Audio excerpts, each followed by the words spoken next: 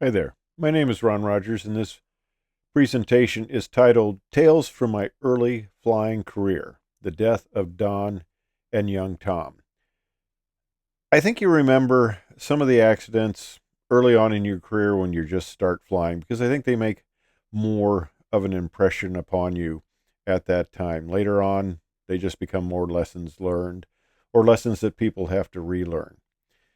This is especially significant, at least to me personally, back in the time. This occurred back at the end of 1973. I had just gone into Air Force pilot training. This individual, Don uh, Wiemeyer, who was the pilot, was a police officer. He'd been a police officer for about 8 years. And Tom, Tom Vilhauer, was the son of a fireman. And firefighter, I should use the correct term, but they were firemen back then, and that's the term that's just been ingrained. Sorry about that. But he was the son of a firefighter, and my dad was a firefighter. Now, my dad had been a forward air controller during World War II, and he talked about seeing the sky black with airplanes and airplanes falling out of the sky. Um, he actually told a story where there was a Focke-Wulf 190 that was strafing very near his location, and he took out his 45 pistol and started shooting at it. And the young lieutenant came over. My dad was a sergeant. The young lieutenant came over and told him to stop that because you weren't going to do any damage to him, and if anything, you'd just tick him off and he'd come back and strafe their position. But my dad was not excited about me being a pilot, and he was especially not excited about me being an Air Force pilot.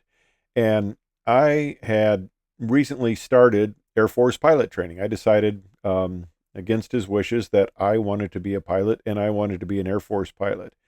So here's a situation where there was a crash. Uh, and Herman Vilhauer was the father and a fireman that I knew. It was a nice family, um, and this was a death.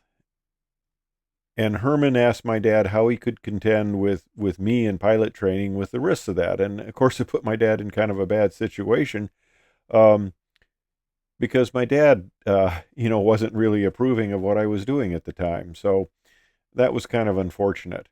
And Don, unfortunately, 35-year-old police officer. Um, I knew him from that. I'd actually had a run-in with him when I was operating my motorcycle in the Iowa City Park on an area where you weren't supposed to be operating motorcycles, and he kind of gave me a little bit of hell over it. But you know, uh, be that as it may, Don was a good guy. He was a police officer.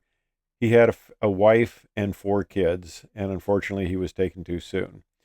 Now, the accident is unfortunate because it sounds like one of these impossible turn accidents. He was at 300 feet, and apparently the engine quit.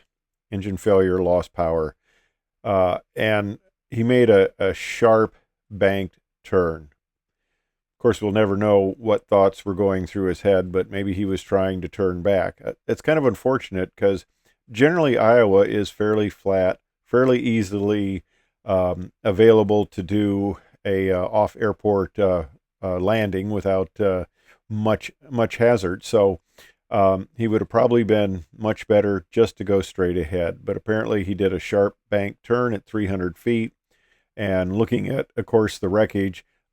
It looks like he stalled the aircraft and just went in nose first. And of course, the poor young Tom, life's just beginning at 16, and was killed.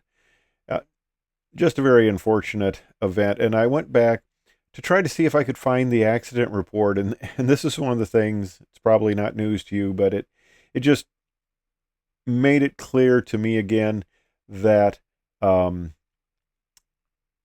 there are just so many of these accidents. I was not able to find an accident report on this, and I waded through many, many, many reports. It's just unfortunate how this lesson keeps having to be learned over and over again, because a simple engine failure in a 150 should not be a fatal accident.